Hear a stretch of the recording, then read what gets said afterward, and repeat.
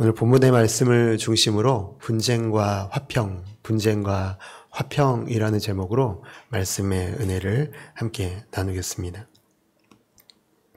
오늘 본문의 말씀을 읽으시면서 좀 어떤 생각이 드셨나요?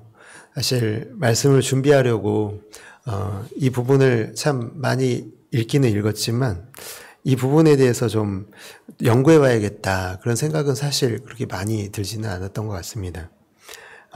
근데 이 말씀이 좀 어려운 표현들이 있기 때문에 오늘 말씀의 시작부터 좀 부딪히는 말씀들이 많이 있는 것 같은데요. 특별히 49절의 말씀을 보면은 불을 땅에 던지러 왔다. 예수님이 그렇게 말씀하십니다. 참 무엇을 의미하는지 여러분들도 아마 동일한 부딪힘을 가지게 되셨을 텐데요. 보통 일반적으로 성경에서 불이라고 하는 것은 심판을 의미합니다. 심판을 묘사할 때 사용되는 단어이기 때문에 그 죄로 인하여 심판받은 소돔과 고모라가 유황불로 탔음을 성경이 밝히고 있는 것이죠.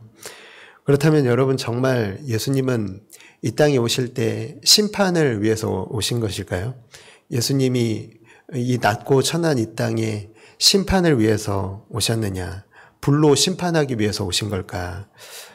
오늘 예수님 51절에서도 너희는 내가 온 이유를 오해하고 있다. 그렇게 말씀하시면서 세상에 화평을 주려고 온 게 아니라 도리어 서로 분열시키려고 왔다. 그렇게 말씀하십니다. 오늘 그래서 이 말씀, 이 불을 던지러 왔다. 내가 불을 땅에 던지러 왔다라는 말씀을 보면서 더 혼란스럽게 느껴지는 이유, 그게 무엇이냐면 우리가 상식적으로 알고 있는 예수님의 모습과 사뭇 다르기 때문에 그렇습니다. 예수님은 어떤 분이십니까? 우리가 알기로는 예수님은 평강의 왕으로 오셨다. 이것을 우리가 누가복음 시작에서부터 계속해서 살펴보고 있지 않습니까? 그런데 그렇게 이해하고 있는 우리의 이해와 다르게 오늘 본문은 굉장히 예수님의 말씀답지 않은 과격함, 그리고 예수님의 모습이 낯설게 여겨지기까지 하는 것이 사실입니다. 그렇다면 불을 땅에 던졌을 때 일어나는 일에 대해서 우리가 먼저 살펴본다면 좀 이해하기가 쉬울 것 같습니다. 누가복음 12장 51절에 보니까 내가 너희에게 이르노니 아니라 도리어 분쟁하게 하려 함이로라 이렇게 말씀하고 있습니다. 그런데 여러분 분쟁이 왜 일어납니까? 분쟁이 일어난 원인이 무엇이냐 말입니다.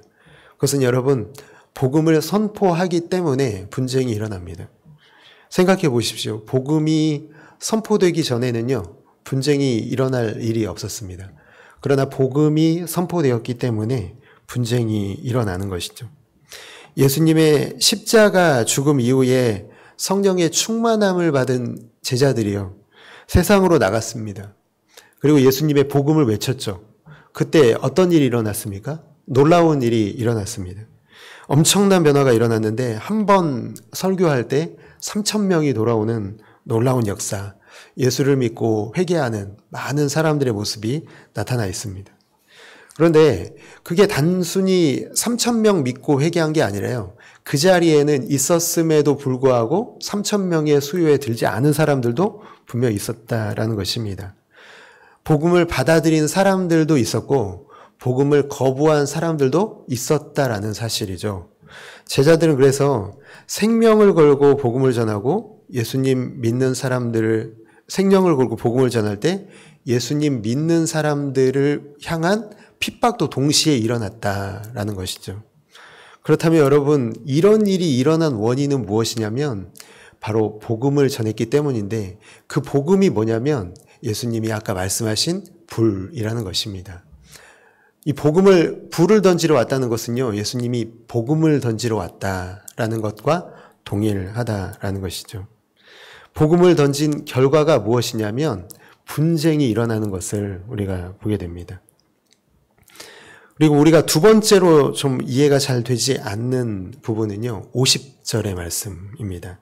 50절의 말씀이 나는 받을 세례가 있으니 그것이 이루어지기까지 나의 답답함이 어떠하겠느냐 이렇게 말씀하십니다. 예수님께서 지금 말씀하시는 나의 받을 세례가 무엇이냐라는 것이죠.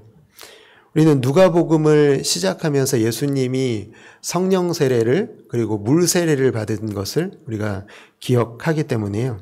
그래서 고민 없이 우리가 편하게 생각하면 이 세례라고 얘기를 하면 물 세례와 성령 세례를 받은 것을 이렇게 얘기하시는 것이 아닌가 생각하기 쉽습니다.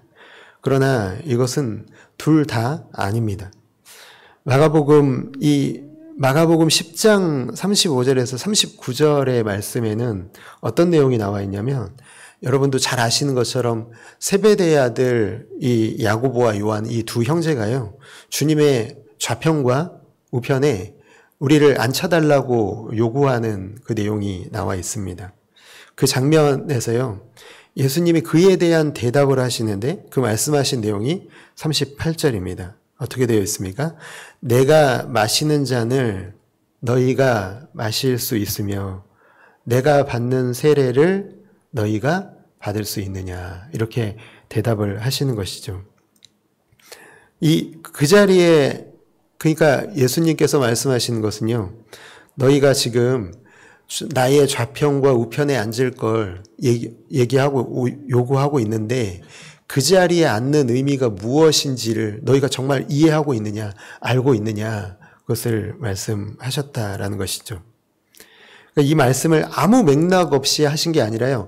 그 전에 이 대화가 이루어지기 전에 예수님이 무엇에 대해서 말씀하셨냐면 자신이 십자가에 못 박혀 죽으시고 3일 만에 살아날 것에 대해서 말씀하셨다라는 것이죠.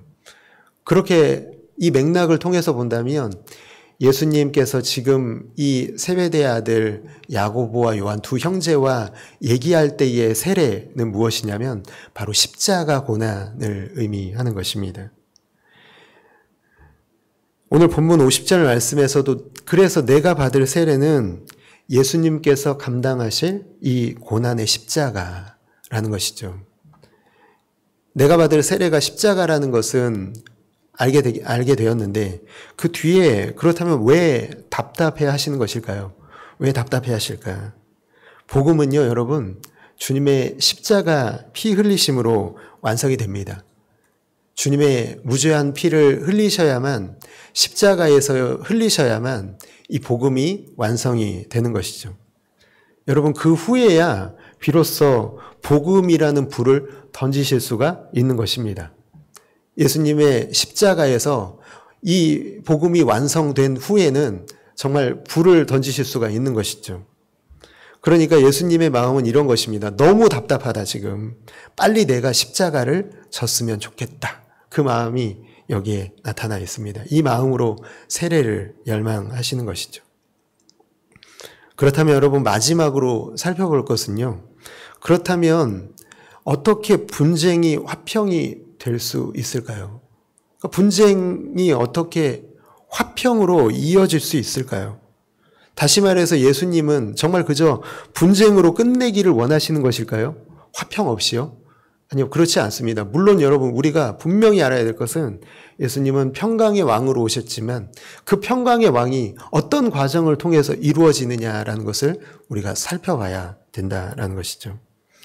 오늘 말씀을 다시 한번 보시면요.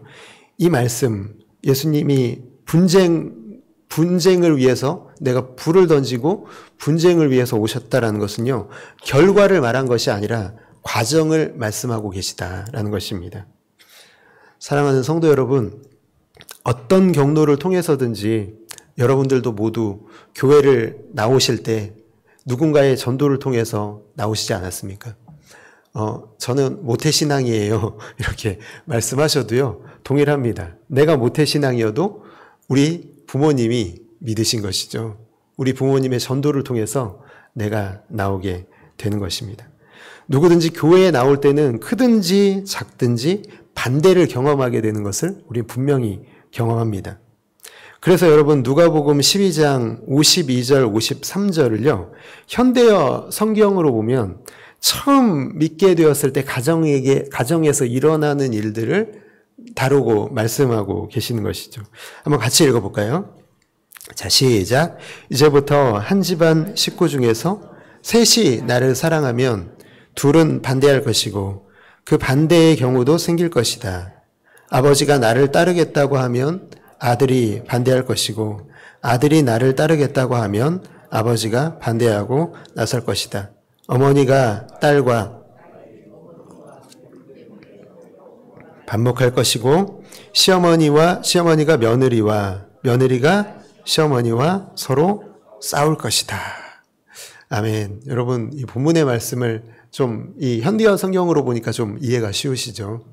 예수님은 지금 가정에서 그리고 우리가 살아가고 있는 모든 삶의 현장에서 일어나는 싸움에 대해서 말씀하고 계시다라는 것입니다. 저 역시도 이런 경험을 제가 했습니다. 저희 어머니가 저희 집안에서 처음으로 믿음을 가지셨거든요. 당연히 여러분 그 당시에 예수 믿으면 환영받지 못합니다. 아버지와 그리고 저에게 형이 한 명 있거든요. 저와 형 그리고 아버지까지 3명이서 저희 어머니를 핍박을 했습니다.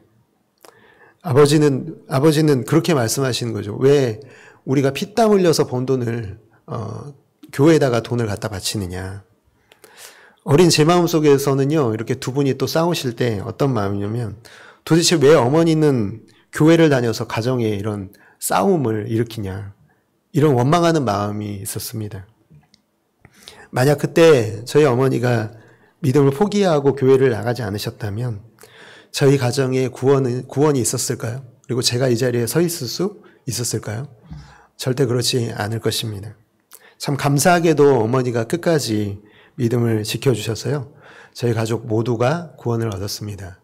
저희 형도 지금 교회를 집사가 되어서 잘 다니고 있고요. 저희 아버지는 안수 집사가 되신 후에 소천하셨지만 안수 집사가 되셨고 저희 어머니는 권사님이 되셨습니다. 온 가족이 다 구원을 받은 것이죠. 저희 어머니가 아마도 그때 참으면서 묵상하셨던 말씀이 뭘까 제가 여쭤보지는 않았거든요. 그런데 아마도 사도행전 16장 31절의 말씀이 아니었을까 생각해 봅니다. 뭐라고 되어 있습니까? 주 예수를 믿으라. 그리하면 너와 내 집이 구원을 받으리라. 여러분 수많은 믿음의 사람들이 아마도 이 말씀 붙잡고 싸우지 않았겠습니까? 분쟁이 있지만 그 분쟁을 두려워하지 않는 거예요. 우리 주변에 일어나는 그 싸움들을 두려워하지 않는 이유가 뭡니까? 진정한 평강이 분쟁을 통해서만 이루어지는 것을 우리가 분명히 알고 있기 때문에 그렇습니다. 여러분 비록 과정 중에는 분쟁과 싸움이 있었더라도 복음의 결론이 무엇입니까? 그것은 너와 내 집에 구원이 있으리라. 구원을 받으리라.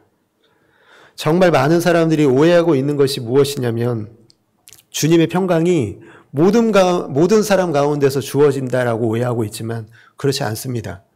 주님의 평강은요. 예수를 믿는 예수 안에 있는 사람들에게만 주어지는 평화라는 것이죠. 저 참 그런 얘기들을 들을 때마다 참 마음이 아픈데요. 주님의 평강이 복음의 불을 던지셨을 때요. 믿지 않아도 아름답게 착하게만 사는 사람들에게 왜 평강이 없냐고 얘기하는 사람들이요. 정말 그것은 있을 수 없는 일입니다. 예수 안에만 구원이 있음을 믿는다면요. 그런 말을 할 수가 없는 것이죠. 그렇기 때문에 우리는 더 복음에 우리가 깊이 젖어들어서요. 그 사람들에게 아직 믿지 못하는 사람들에게 그 사람이 내 자녀라면 내 사랑하는 가족이라면 피를 토하면서라도 복음을 전해야 되지 않겠습니까? 왜냐하면 진정한 평강이 여기에 있다는 것을 성경이 분명히 말씀하고 있고 내가 그것을 믿고 있다면 우리는 결코 그것을 좌시할 수 없는 것입니다. 착하게 살고 아름답게 살고 하는 것은 아무 소용이 없고요. 예수를 믿어야만 진정한 평강이 임하기 때문임을 우리가 알고 있기 때문에 우리는 그 일을 위해서 이 아름다운 일을 위해서 때로는 싸움이 있더라도 분쟁하더라도 우리 그걸 두려워하지 않고 그 자리에 부딪혀 가는 것입니다. 어머니의 끈기 있는 믿음 때문에 우리 가족 모두 구원을 얻고 평강을 얻었던 그 이후에 어느 날이요. 언젠가 저희 아버지와 함께 지금은 소천하셔서 천국에 계시지만 아버지를 모시고 차를 타고 가면서 나눴던 대화가 잊혀지지 않습니다. 그때 아버지가 저에게 뭐라고 하셨냐면 김 목사 우리 가족이 예수님을 믿고 한 믿음 안에 있는 것이 얼마나 감사한지 모른다. 내 인생 가장 잘한 일이 예수님 믿은 일인 것 같다. 그렇게 말씀하셨습니다. 저는 저희 아버지의 과거를 제가 너무 잘 알고 있거든요. 그 엄청난 핍박자였던 그 모습을 제가 너무나 잘 알고 있어서 그때의 그 고백은요, 정말 저에게 엄청난 충격이었고 감격이었고 은혜였습니다. 저는 이게 분쟁 뒤의 화평이 무엇인지를 그래서 너무 잘 깨닫고 있는 것이죠.